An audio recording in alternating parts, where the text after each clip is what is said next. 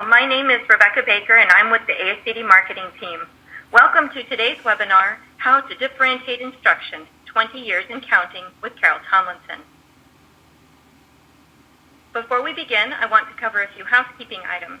At the bottom of your audience console are multiple application widgets you can use. You can expand your slide area by clicking on the Maximize icon on the top right of the slide area, or by dragging the bottom right corner of the slide area. Today's handout and certificate of attendance are available in the Resource List widget at the bottom of your screen. It may actually be currently appearing on the left side of your screen. Consider finding the handouts now and downloading them to your computer. If you have any technical difficulties, please click on the Help widget. It has a question mark icon and covers common technical issues. An on-demand version of the webinar will be available approximately 1 day after today's presentation and can be accessed using the same audience link that was sent to you earlier. If you have any questions during the webinar, you can click on the Q&A widget at the bottom and submit your question. You can also share ideas and your thoughts with each other by clicking on the group chat widget. Please note that due to the popularity of today's event, not everyone may be able to get into the group chat at all times. And on the right side of your screen is the Twitter feed window. If you have a Twitter account, we encourage you to post comments and feedback about today's session using the tags and hashtags listed here. And now a brief introduction to our presenter. Carol Ann Tomlinson is William Clay Parrish Jr. Professor and Chair of Educational Leadership, Foundations and Policy, and co-director of the Institute on Academic Diversity at the Curry School of Education, University of Virginia. She works throughout the United States and internationally with educators who want to create classrooms that are more responsive to a broad range of learners. Tomlinson's experience as an educator includes 21 years as a public school teacher working with preschoolers, middle school students, and high school students. At the University of Virginia, Tomlinson teaches undergraduate, master's students, and doctoral students predominantly in the areas of curriculum design and differentiated instruction. She has written more than 300 books, book chapters, articles, and other materials for educators, and her books have been translated into 12 languages. Her new ASCD book is How to Differentiate Instruction in Academically Diverse Classrooms, 3rd edition. ASCD is pleased to welcome Carol Tomlinson. Thanks so much for spending some time with us this afternoon.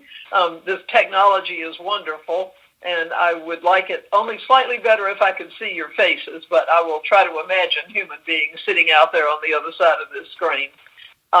What I'd like to do today is to share with you a few thoughts that I've had, especially in the last edition of a book that's been around for a while now. On the screen that's in front of you, on the left, you can see the first version of the book that we're going to talk about today that may be familiar to some of you, but it's old enough now so that it may not be in anybody's recent memory, at least. We tried that book quite a number of years ago, about 1990, as a matter of fact, or 91, just to sort of see if other folks might have an interest in what to do in classrooms when all of the kids don't come as a matched set of luggage, and thought if we tried that and folks had some interest, we might take another step. And so now, more than 20 years later, still working with the same ideas, I find myself, and I'm sure you find yourself, constantly challenged by the broad range of kids that are in classrooms, the huge opportunity that we have to make a difference for those students, and figuring out the mechanics of what it takes to make that happen. So what I'd like to do today is to talk with you a little bit about make sure I'm doing this thing correctly. To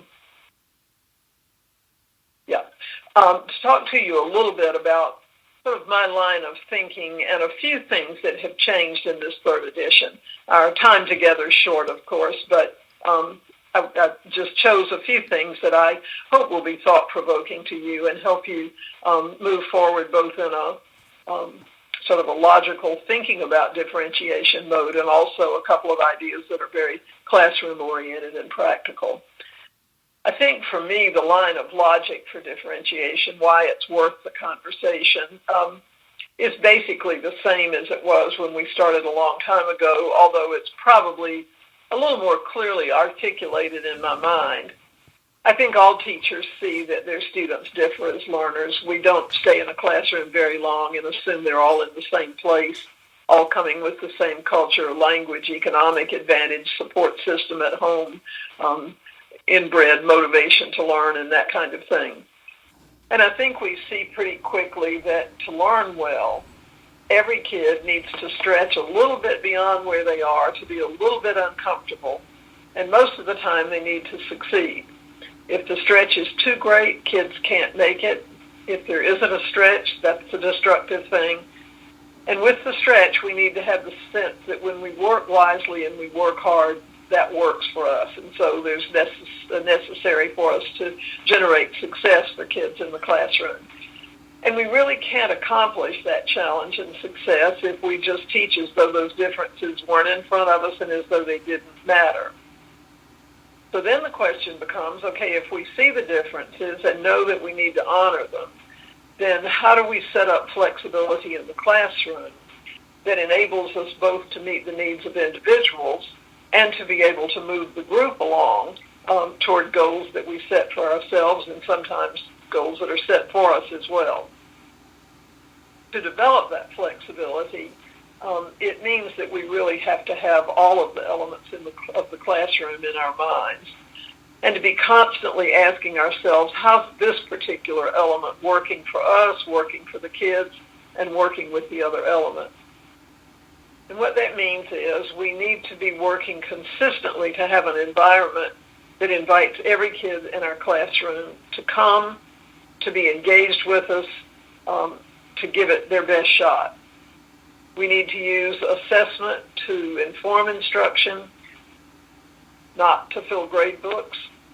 We need to have curriculum that is engaging and really helps kids understand not only the content but the world around them.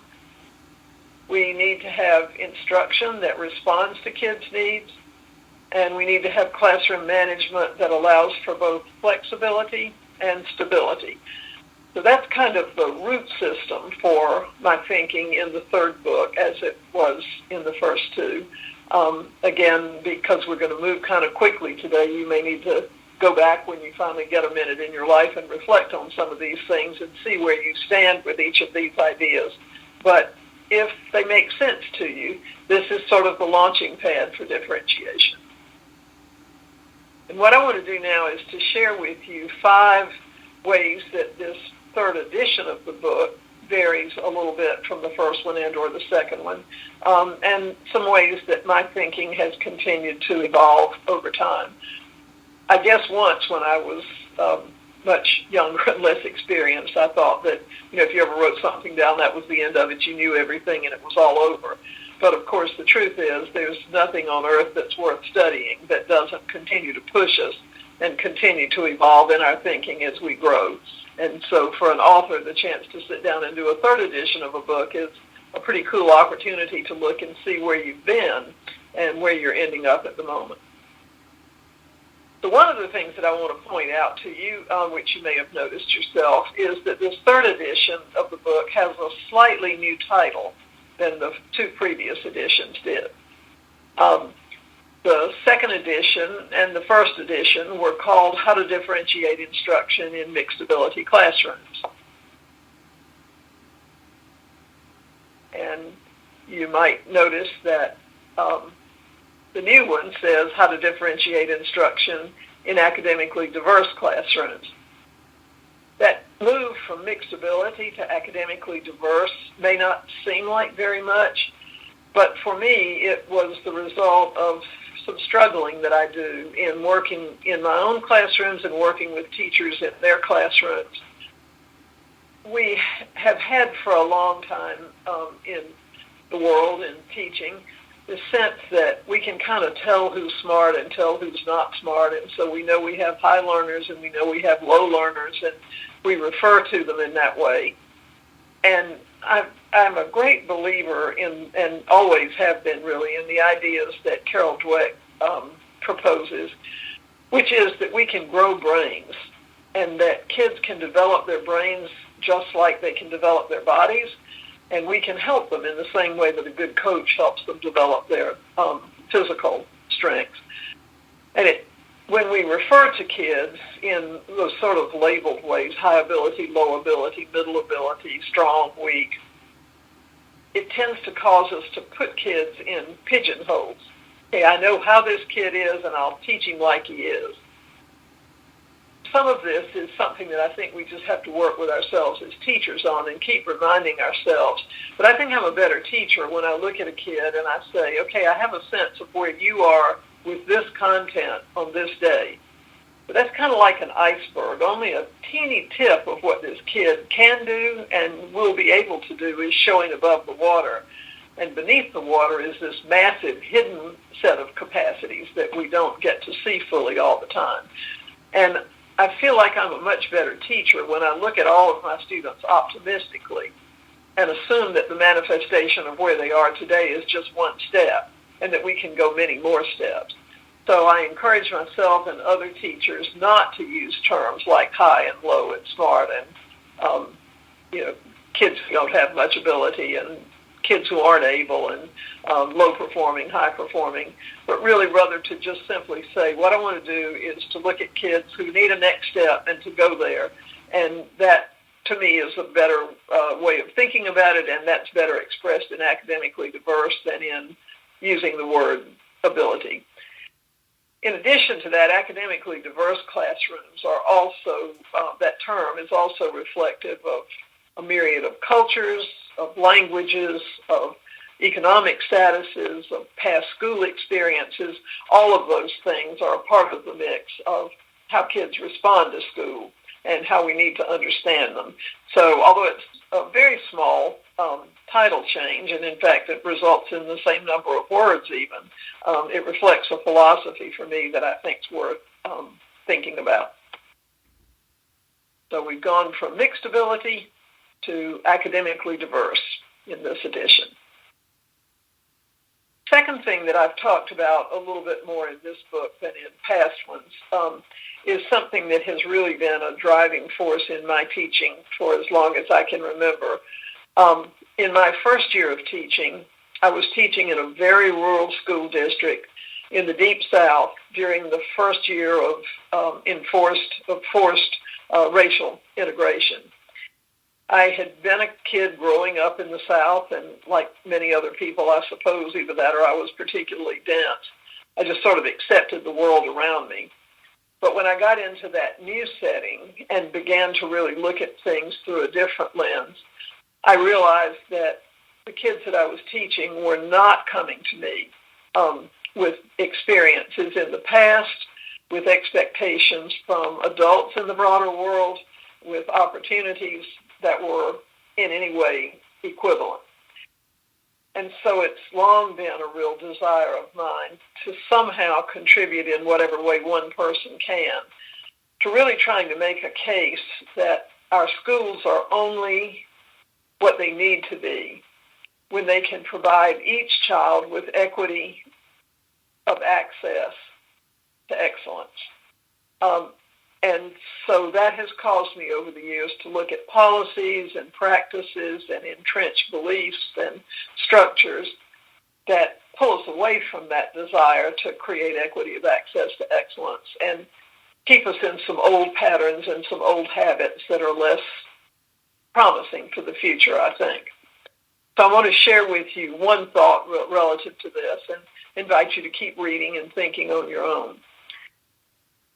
It's not very convenient for a teacher when kids are all over the place in their entry points. Whether we want to feel that way or not, it just feels kind of inconvenient. Good grief, what am I supposed to do with the kids who don't seem to be able to pay attention, or the students who are struggling to understand the language I'm speaking, or the kid who knows 3 times as much as I do, or the ones who can't sit still. And as that has become more diverse, the diversity has become greater, that inconvenience or that sense of tension and stress on us grows. And over the decades, we've had 3 ways to figure out how to deal with those differences. What do you do about the fact that the kids don't all come even close to being alike? And so one thing we've done is to say, okay, well, that's all right. We'll just keep them all together in a regular classroom, and we'll just do a really good job of teaching here, and we'll kind of teach to the middle or something like that kind of move along on a pace that seems like it should work, and everybody will be fine. And of course, that doesn't tend to work very well. In that particular mode, what we're doing much of the time is way overtaxing and overwhelming for some of our kids. It leaves other kids bored. We're going too fast for some, way too slowly for others. And after a while, everybody gets tense. Parents get tense, teachers are exhausted, and we say, okay, that was not a very good idea. I tell you what, let's separate the kids out by what we perceive their ability to be, and we'll put the kids who have this need over here and the other need down there and this particular set of circumstances here. We'll separate them by what we call ability, and a line that I hear over and over is we'll teach them like they are. So if they're struggling, we'll sort of teach down to them. And if they're kind of in the middle, we'll teach them like they're normal. And if they're really advanced, we'll do really thought-provoking, stretching kind of stuff with them. And after a while, for many people, we start looking at that and we think, you know what, somehow doing this, it doesn't seem like everybody's really too turned on to learning. And it doesn't seem like the teachers are all that excited about teaching those really struggling classes, remedial things where most of the kids are finding learning to be really dull. And those kids in the middle sort of sometimes just kind of seems a little bit flat. And anyhow, do we really want to chunk kids by our perception of them when they're 7 years old or 12 years old? Seems like a better idea if we put them all back in the classroom together again. And we do that, but we don't, again, do anything systematically to meet their needs. And so 4, 5, 6, 7 years later, everybody's really tense, and we repeat that loop. The third possibility that we have, which is the one that has always intrigued me, largely, I think, because this is where I began my teaching and have stuck with it for 100 years now. What if we kept them together in a heterogeneous classroom, but we actively did something to figure out what their next steps are? And we created classrooms in which we have both a plan to move everybody ahead, but also side streets, exit routes that we can use to help kids move ahead as they need to, take their own particular next steps, patch holes when it's necessary, and so forth. And again, for me, that's a really compelling vision in school. It is the way that a school can say we all need to learn to live together in a world. We can understand the particular strengths, the particular perspectives, the particular struggles that every kid in this class brings. And as we learn to develop that appreciation together, we prepare kids much better for the world in which they'll live. And we probably, as teachers, have made a greater contribution to a world that's steady in the future.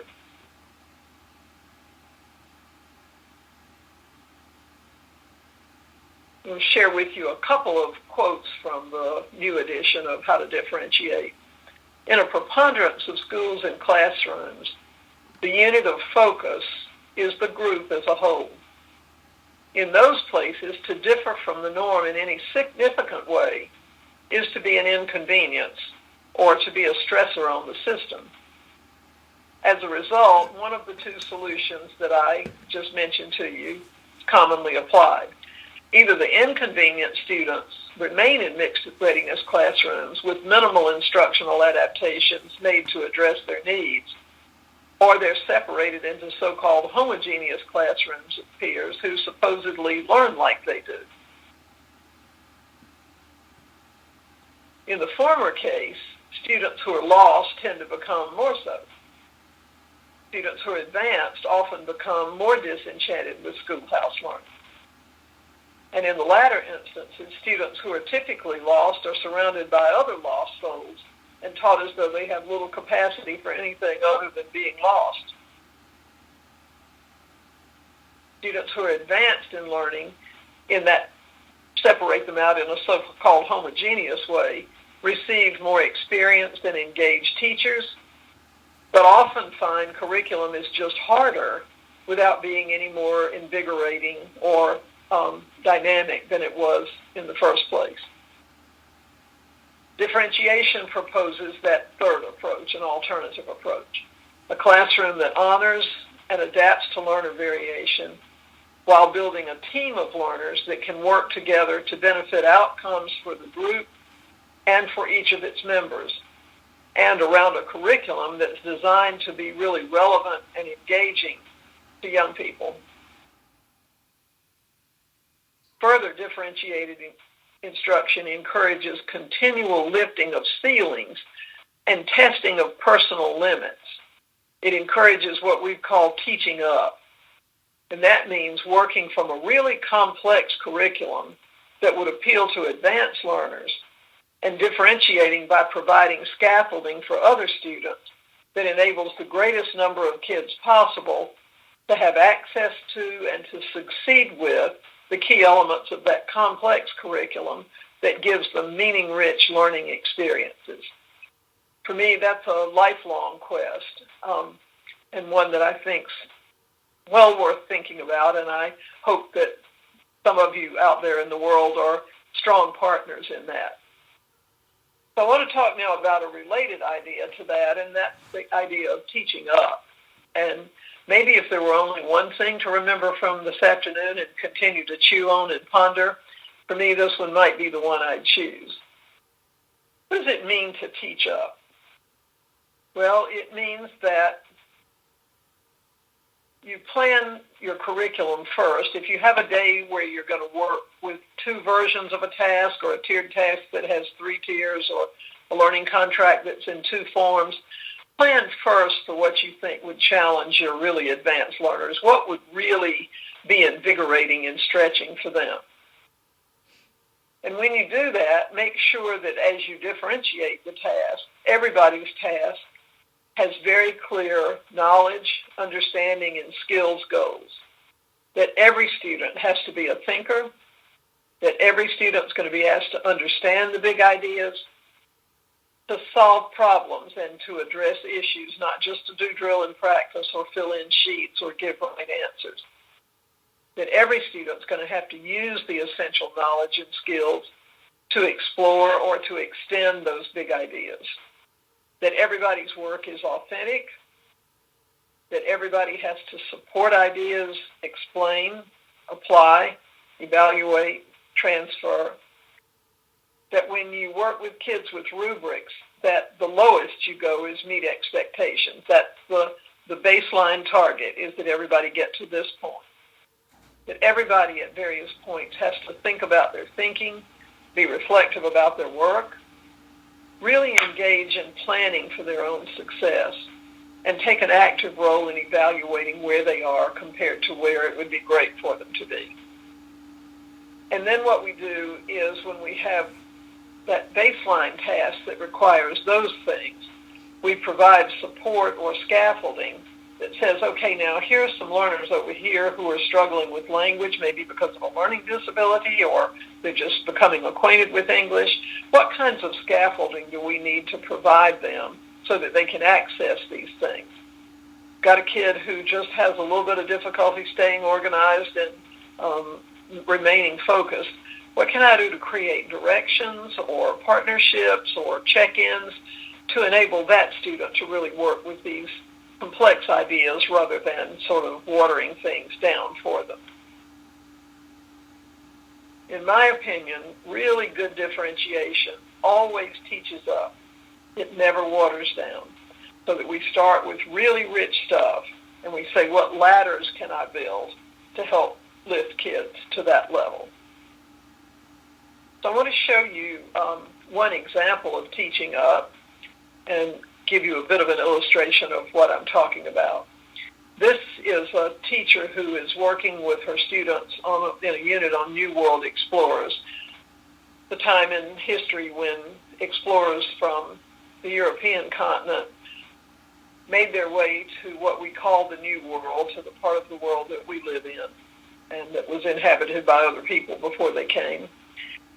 And the teacher who was teaching this, I think, had done a really nice job of working with the kids on this particular topic. It seems much more multidimensional and much richer than what I remember getting as a student. They started off asking the question of what the world was like when the explorers started. Where did a lot of people live? Where did fewer people live? What kinds of things were going on in those countries? They looked at the nature of science and what beliefs had been for centuries before that. And they talked about some changes in science that were causing people to look at the sky and to think about the shape of the world differently, but the controversy that evoked. When they got around to talking about the explorers, they talked about who in the world would be willing to jump in some kind of transportation and go truck off to the horizon, when in fact most people believed that as soon as you got to the horizon, you'd fall off. Did those people have enough money to get the transportation on their own, or was somebody else footing the bill?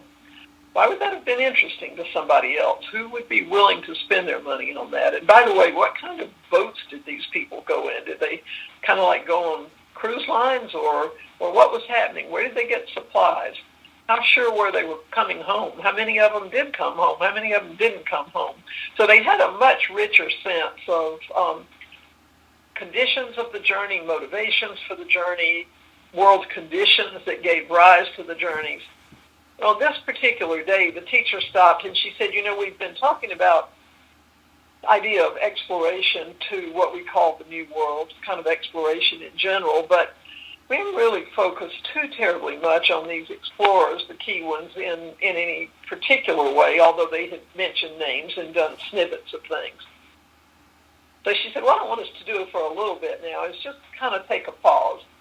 And rather than going to the big picture today, I want to ask you to use some resources in our class, sort of focus down on a couple of these explorers. And I'm going to put a list up of explorers that we've already talked about, some that were interesting and important that we haven't talked about, and if you know others you'd like to propose, feel free to do that. And your job is to adopt two of those explorers. You can pick any two you want to. And what you need to do then is learn about those explorers, and based on what you learn, I'm going to give you some work to do. What she wants all the kids to know is the names of the key explorers they're working with and key biographical information on those two explorers, including major contributions that the two made through their work. What she wants them to understand is no matter where it takes place, exploration is almost always risky. It almost always requires both cost and benefit. It's not altogether good or altogether bad. And these people that we now celebrate as being, forever famous explorers also failed along the way. And exploration, like most things in life, requires success and failure. And what she wants the kids to do is use some resource materials to see how some of what they learn either supports or fails to support these big ideas, these understandings. So here is a summary, not the actual directions, but a summary of directions for a tiered assignment that she gave the students. And this is one of the tiers. She said, okay, guys, I'm going to give you a list of resources that are in our room. The resources include some books, some reference books, some bookmark websites, some articles. And what you need to do is choose your explorers, find some materials that relate to your two explorers, take a look at them. You don't have to read them in great detail, but mark them, make some notes as you go. And here's your job. Your job is to show how your two explorers, the two you adopted, took chances as they were exploring, how they experienced both success and failure, and how they brought about both positive and negative change. And your job is to provide proof or evidence from your reading that they either did or did not do those three things. They did or didn't take chances, did or didn't experience success and failure, didn't or did bring about positive and negative change. And so that you can show what you learned, here are three ideas. You can show it by keeping a ship's log from the ship's captain, the explorer, and deal with those issues in the context of what you're learning. You can do an essay that it just explains that. You can do a series of storyboards that are annotated and show a timeline and what was going on in the explorer's ventures during that time. And if you have a fourth way you'd rather do it, just come talk with me and we'll work that out. So here are 3 ways you can show, but you can suggest some of your own as well. If you look back for a second, she has asked the kids to do these things. If one of my students gave this to me, I would say this shows great alignment between her KUDs, what she wants the kids to know, understand, and be able to do, and the task. I think they fit together really nicely. The task actually calls on the kids to use those KUDs. So you can ask yourself for a minute, these were 7th graders. If you had a 6th or a 7th grader, would you feel like this was a sort of a flatliner task, pretty demanding, a task that's designed for kids who are really struggling in school? What do you think? And that may depend some on the students that you're used to working with. But I want to show you a second version or a summary of a second version of the task, which will give you a pretty nice little contrast to think about here. Here's her directions or a summary of them for a second group of kids in the class. Using reliable and defensible research, and I'm not going to remind you what that is because we've talked about it some. And I'm not going to give you any resources because there are plenty of them in the room that you can find and use. What I want you to do is to develop a way. I'm not going to give you 3 choices, but you develop a way to show how the New World explorers were paradoxes. Paradoxes? What do you mean paradoxes? We didn't talk about that word. Well, that's okay, but because there are lots of ways to find out what a paradox is, and that's in this room, so don't worry about that. But I will say to you that those understandings we talked about, those are paradoxes. So your job is to show how the folks were paradoxical in those ways, the explorers. And then you also need to generate some other ways in which they were paradoxical and show us what you learned in whatever way it is you decide here.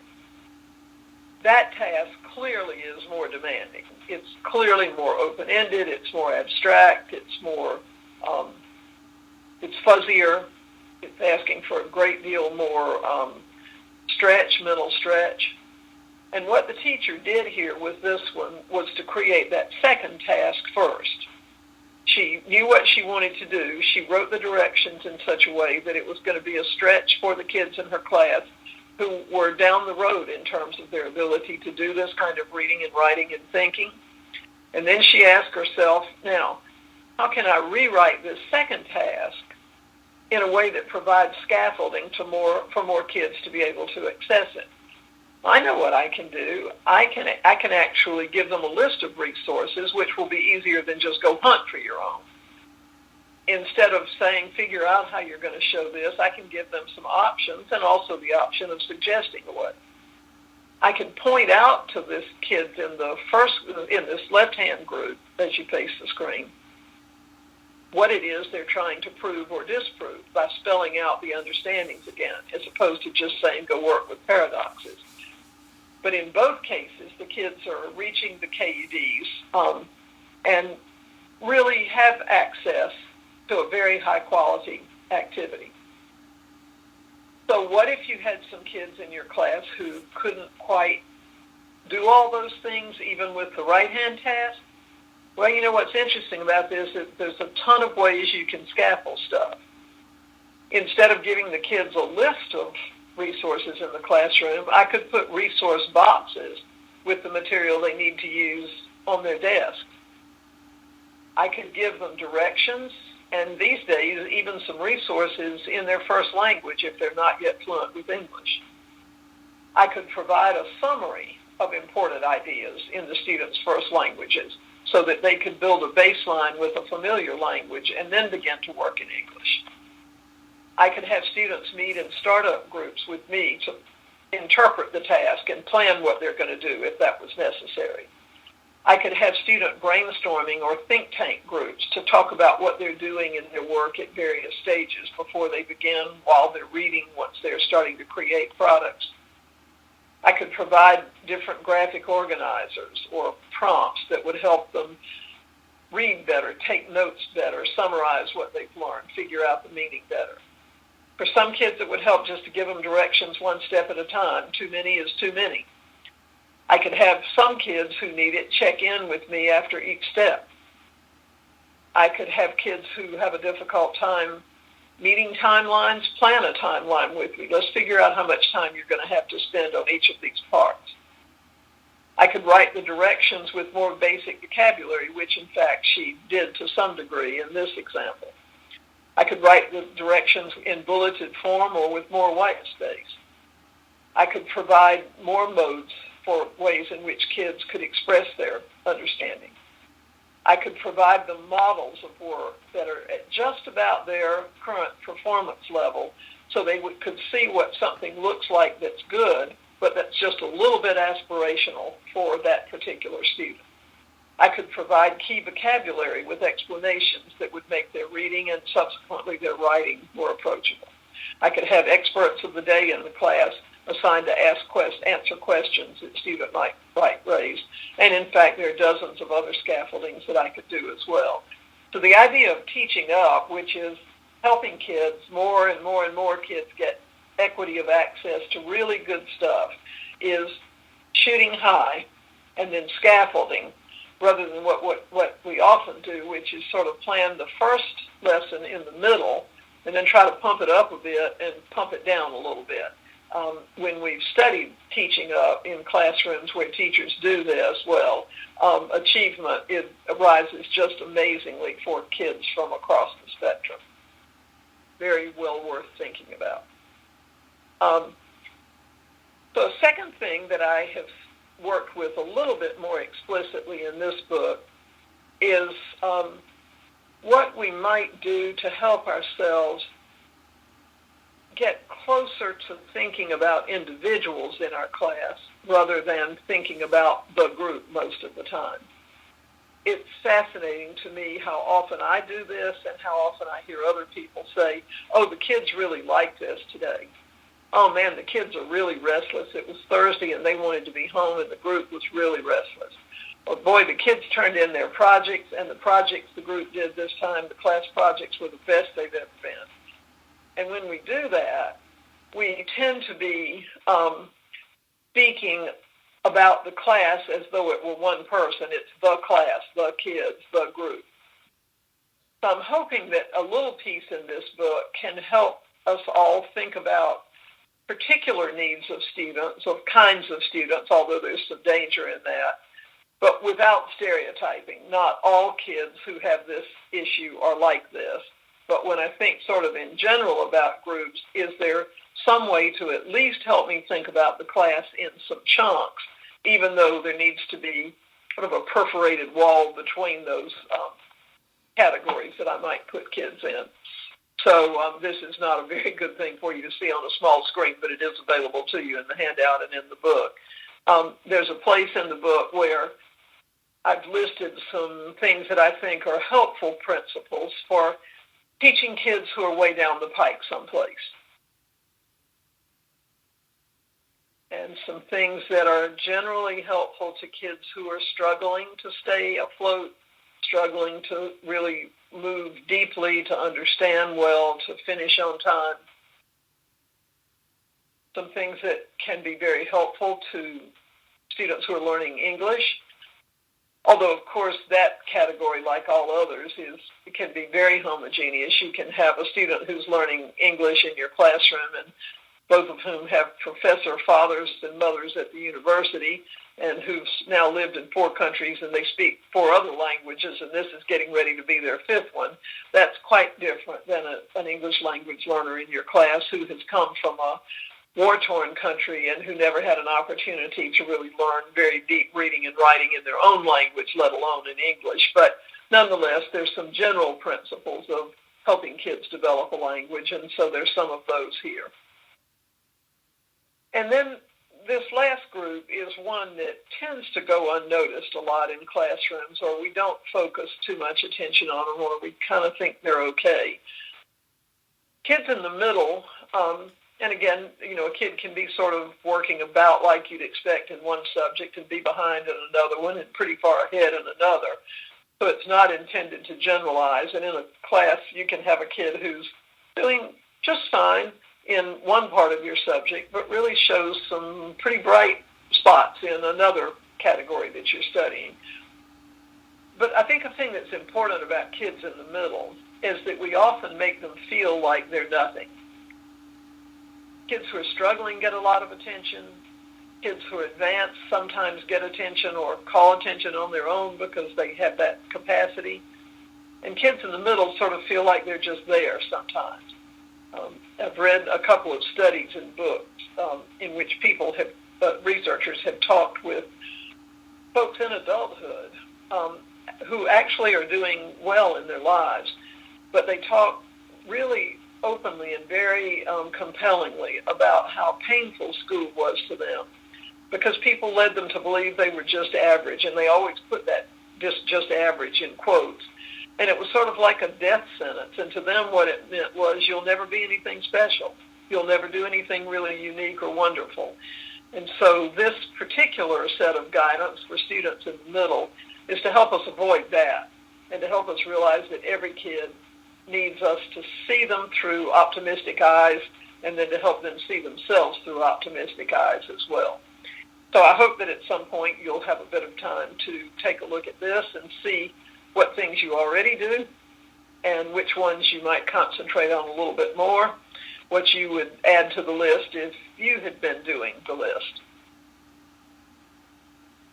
The last thing that I want to talk with you about before we stop for some questions is something that I address more explicitly in this book than in the previous versions, in some measure because there's a good deal more research now out to inform our thinking in this area.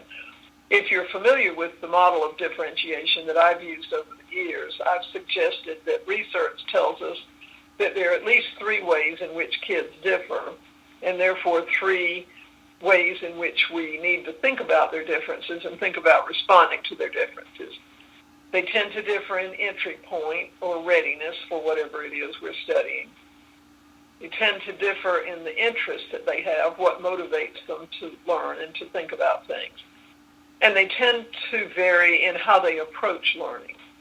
And it's this third category that I want to work with you on here briefly and suggest that you do a little more reading on it, because this is a place where we have some pretty clear research guidance, and it's good to be on the right side of the fence when you know where the right side of the fence is. Learning profile has to do with how you take in and process information. And for me, that term, learning profile, is an umbrella term that encompasses 3 things. Learning style can shape how you learn. Intelligence preference can shape how you learn. Culture can shape how you learn. Gender can shape how you learn. And then a combination of those things can shape how you learn. And learning profile, we've sort of always known is fluid. In other words, it changes sometimes with circumstances and age and experience and classroom that you're in and so forth.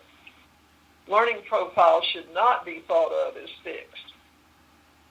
It should not be thought of as singular. In other words, this is his learning style or learning profile, and it will stay that way. And learning profile is not a synonym for learning style. While those 2 words are similar, and if I had been smart, I might have called them something different than learning profile 30 years ago, but I didn't, so we're there now. Learning style, if you look in the left column, is one of 4 ways that influence how we take in information. Learning profile refers to all 4 of them. So here's what we're hearing from researchers now. There's a very big and very solid group of psychologists who say to us as teachers, look, you tell us that you can differentiate based on learning style. Well, I'm really sorry, but right now there are 72 major models of learning style, and they don't mean the same thing. So you're saying that you can differentiate based on a kid's learning style, but we don't even have a definition of learning style. That's not so good.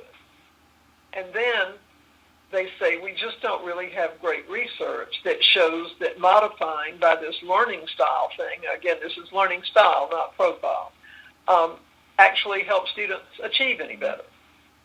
And furthermore, in this they get really hyper over. They say, look, guys, you all download instruments from the internet that don't have any reliability or validity. You give them to kids as assessments, and then you assign them their learning style, and you stick with that. And the idea is even worse because they say, we know that all of us as humans can learn in more than one way. And so not only have you assigned them a learning style, which we don't even understand the meaning of yet, but you've done it based on instruments that are really puny, if not malpractice, and then you've led people to believe that they can only do things in one way. If that's not enough, neuroscientists say, look, guys, I'm really sorry, but the way teachers talk about learning style, the brain doesn't even work that way. So you can't really learn algebra by writing a rap and singing it. It just doesn't work that way. With the math happening in one place, the song someplace else, not the same thing going on. Excuse me. And they also say there's just no real neuroscientific evidence to support this whole learning style thing. Sociologists are interesting. I wouldn't have expected this, but what they say is anytime you label somebody, anytime you put a label on a kid, there's a price to pay for that label. Pretty soon you start saying girls do this well, boys don't do this well, Latinos are good at this, African Americans are good here but not here. And we end up stereotyping people, and the information we use to do that is not solid, and we just really ought not to label people if we don't have to. So what that says to me is that we need to have some pretty clear sense of what we should and shouldn't be doing in a classroom. For example, we really shouldn't try to classify what kind of learner a kid is. We should never assume that kids have a singular or fixed approach to learning. We shouldn't say, okay, you're the visual learner, so you go do this task. We should understand that our kids don't always learn like we do, and so just because we learn a certain way doesn't mean that they're necessarily going to have to learn that way. We need to help kids understand that learners vary in their approaches to learning depending on the time of day, what they're trying to learn, the goals of the learning, how good their life is or how lousy at a time. We need to teach in multiple modes because we do have neuroscientific evidence that when kids can learn in many modes, the brain becomes more active and they learn better. And we do need to help kids understand that everybody learns in a variety of ways and that we probably get to be better learners when we understand the things that seem most effective to us and when we broaden the repertoire of learning that we have. And when we learn to say, okay, well, this doesn't seem to be very efficient right now. Let me try something else.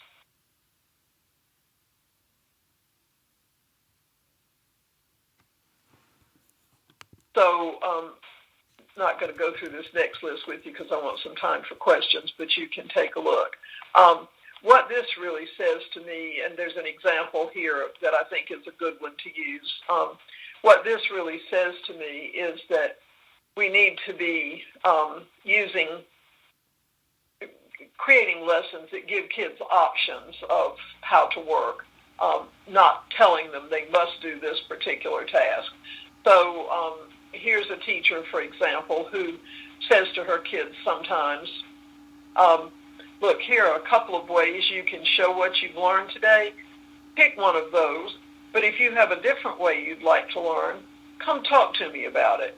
And we'll talk about how your way will make sure that you're focused on the right goals, and it'll be great for you to do that as well.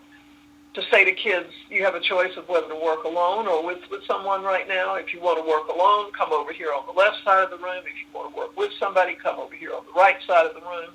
And it may be that just because you worked for somebody well yesterday doesn't necessarily mean that this is another day where you should work with somebody. This may be a time in learning where you'd be better by yourself. So to help kids have those, that sort of sense of possibilities and to realize that there are many ways they can accomplish a task and that they have the capacity to determine both what's working for them at a given time and to make adjustments when that's necessary.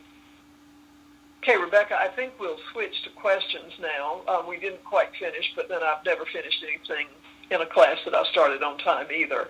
And the good news is that probably the part that I didn't finish with you is the most self-explanatory. So if you're motivated to do it, you can continue to look at the rest of the materials that are here and consider that to be your on-site professional development. Rebecca has been, I think, tracking some questions that folks have asked as we have gone through the process.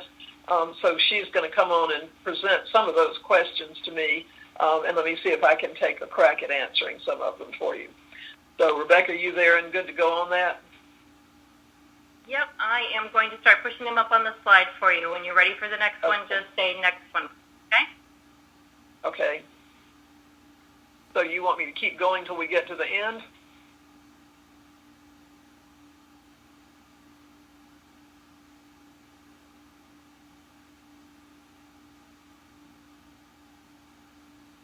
Seems to have disappeared. My apologies, folks. We'll get there. All right, so I'll just read it for you. In one of your presentations that I was lucky enough to attend, you spoke about encouraging thinking skills. How might we assess thinking in our students?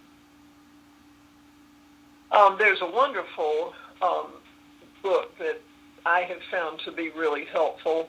I want to make sure I'm giving you the right name for it. Oh, I hate that one. I could have told you the name of it 2 seconds ago, and now it's died.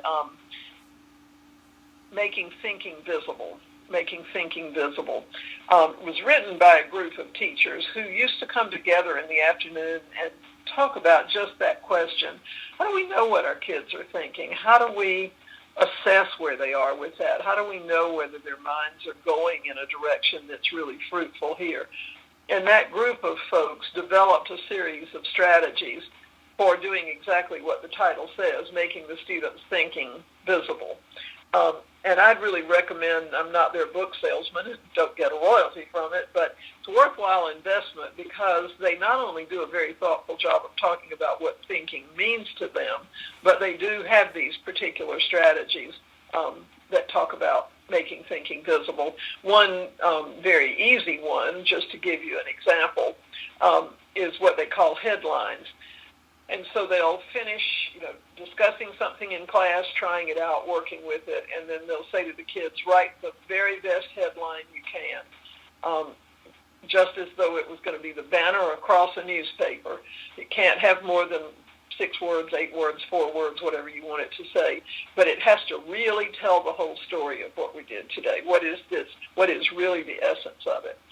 And they take those, and they are very informative, very instructive when you look at them. They really do reveal a lot. But not only is it sort of a formative assessment at the moment just by looking at the cards, but they use those over the year to get the kids then to analyze, let us show you 5 headlines. When you look at them, what order would you place them in for being the most helpful to you in understanding, the most doing the best job in revealing really what the core of what we talked about was? And they post those and continue to have that discussion periodically throughout the year with the kids. And I guess not surprisingly, the kids get better and better at understanding what it really means to synthesize something and what it means to really understand that core of power that's in a thing that you learn, or how to separate the things that are kind of interesting from the things that are really essential and compelling. I think there are a lot of strategies like that you can use. And again, quite a good number of them, and they're interesting within that book. But I think what you're trying to do is to really get kids to have to not just give you right answers, but unpack what's in their brain.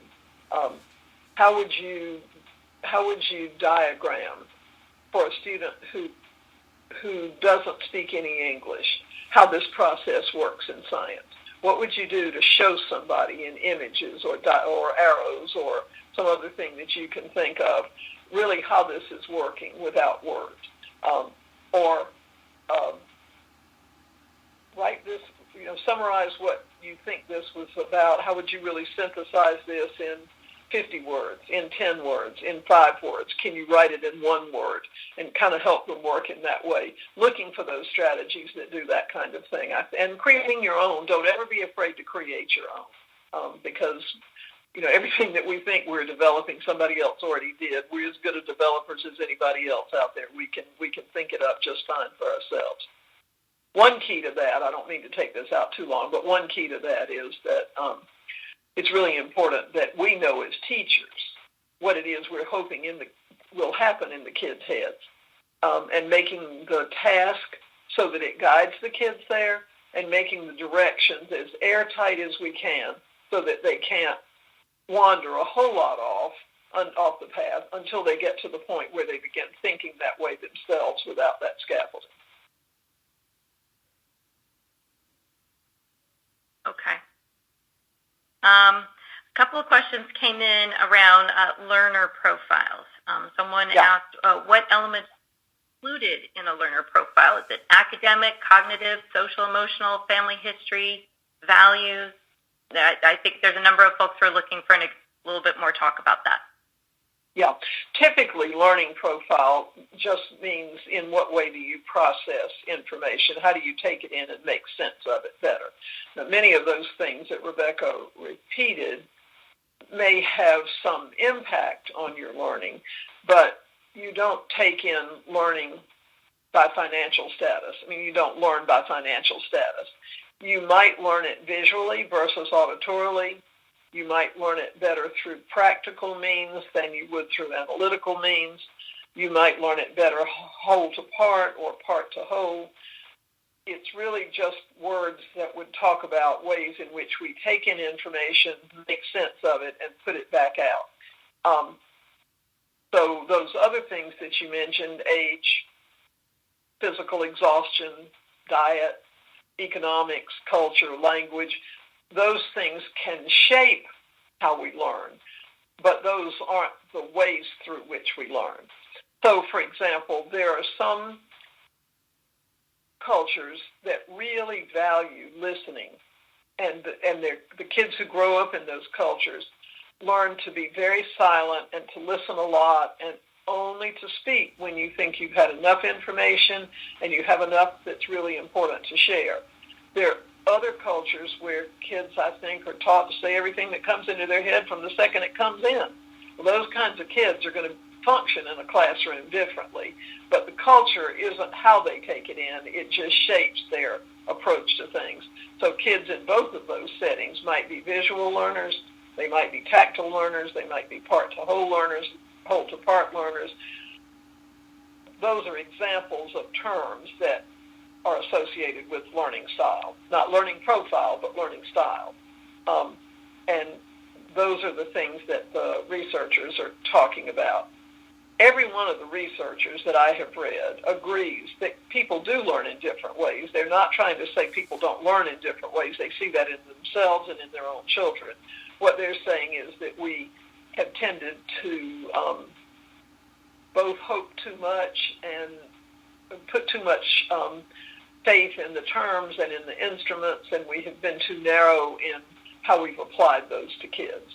So my sense of that is it's probably a good idea for me to make sure that I'm showing kids whole-to-part and part-to-whole connections. I might want to give them a task every once in a while in a unit that asks them to look at some parts and make a whole, or look at the whole and show me what the parts are that go with that. It's probably better teaching if I'm clear with what I'm trying to say to them, but I also use some visual images, and probably good if I get them to sort of move in some way that involves them in understanding an idea better. So it's not that the categories are not there or that people don't learn in a variety of ways. It's that we have used those in some unwise ways. Okay. All right, we have just about a minute left, so this will be the last question. Okay. There are a couple questions. There will be a couple of questions about rubrics. And someone said, if your rubric starts at meets criteria, how do you give feedback to students who do not yet meet the criteria? I think what I would do there is to be able to say, in order to do this, which is a criterion in the meets criteria column, think about adding this and this. Or on the way to getting to this thing, you need to master X and Y. So it's not that, that I wouldn't give them any help in understanding how to get there. But I'm just, the rubric sort of, if it's on that piece of paper, it somehow says it's okay. So if you have that not proficient column, it's sort of, well, I may not be proficient, but this is kind of where I am, so I'll stay here. I think as I observe this and think about it again, it for me just simply says I have higher aspirations, and I kind of know as a teacher, I should know as a teacher, what the missing steps are to get to that proficient column. And so I'm going to help the kids plan in that way. In order to get there, let's work with this and this. Or this seems to be a missing step. What if you tried this and see if that, helps you master this? So I'm not going to be totally mute about something that may come before that. I'm just going to help kids understand that that's what we're shooting for. This is a weird thing for me, and I'm not, it's not the gospel just because I think so for sure, but I never could understand in a classroom where I might give kids some choices about stuff to do where I might be inclined to say, okay, if you do this and this, you get a D. If you do this, this, and this, you get a C. If you do 4 things, you get a B, and so forth. I have 2 problems with that. I don't think it's necessarily the case that just because you did 4 things, you've done anything better than if you did 1 thing well. But I've never understood why I also would want to say to kids, a choice that you have is doing just this and getting a D. I don't know why I'd want to give them that choice. So I'm inclined to give them support in getting to that meets proficiency thing and being very clear as much as I can be in myself what we need to do to get there. But I still would like for them to have that target. Maybe a good analogy is to think about an archery target.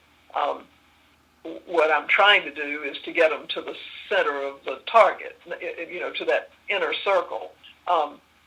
When the arrow's falling off the target and it never hits the target, I need to give them a different set of instructions than if it's 1 ring out from the target. But I still want them to be in the center of the target, and that's what we're all aiming for all the time.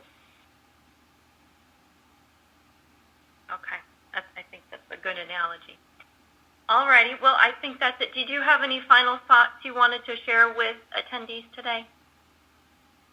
Well, I think, again, too, let me see if I can get this to you here. Well, maybe I'm in your slide territory instead of mine. Let's try this.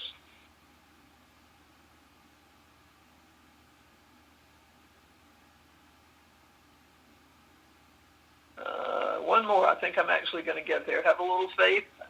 I think there's some hope. Yeah. So let me just sort of end with this. Differentiation calls on a teacher to realize that classrooms must be places where teachers pursue understandings of compelling teaching and learning every day. And to also recall daily that no one practice is truly best practice. As John Hattie reminds us, just the question, what works, is barren. Rather, we need to ask ourselves what works best compared to what alternatives and for whom. So for me, the quest for differentiation is that day after day. What am I doing that seems to be working for whom, and for whom is it not working, and what else can we do there, and how else can I stretch and restructure my thinking to invite more and more students into the circle of success. It's not about a formula. Really, it is the intent to go on this quest and to keep thinking. For me, it's a wonderfully encouraging sign that so many people have shown an interest in this short webinar by signing up for it and watching it today or watching it later. And that's a great encouragement to think that there are that many teachers multiplied many times over out there in the schools who keep asking these kinds of questions every day and are willing to find their way there. I'm appreciative of the chance to keep trying to find my way there over the years with the ASCD books, and appreciate many of you thinking along with me during that quest. All right, wonderful. Thank you again for presenting with us today, Carol. If you don't mind, just stay on the line until we're through here. Thank you. Carol Tomlinson's new book, How to Differentiate Instruction in Academically Diverse Classrooms, is available for purchase now in the ASCD store. Visit shop.ascd.org and search for her name to purchase. Extend your learning on this topic with a quick reference guide by Carol Ann Tomlinson. ASCD's quick reference guides cover fundamental education topics in a handy format that's perfect for time-pressed study groups or individuals. Written by recognized experts, the guides are packed with instructional tips and solutions that you can put into practice right away. Carol Tomlinson's quick reference guide, Understanding Differentiated Instruction, is available now at shop.ascd.org or visit www.ascd.org/quickreferenceguides to learn more. ASCD is continually trying to improve its webinar programs.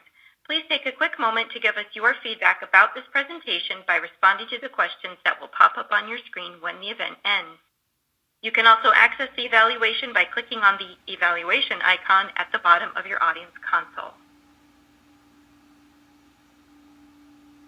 When you become an ASCD member, your benefits include award-winning publications, member-only content, including 4 member-only webinars per year, and discounts on resources, conferences, and meetings. Memberships include online and print versions, as well as special memberships for institutions. Learn more about and join at ascd.org/membership. Our next webinar is Teaching in the Fast Lane with author Susie Pepper Rollins on Thursday, May 18th. Go to www.ascd.org/webinars to register. This concludes today's webinar. We thank you for joining us today, and may the 4th be with you. Bye-bye.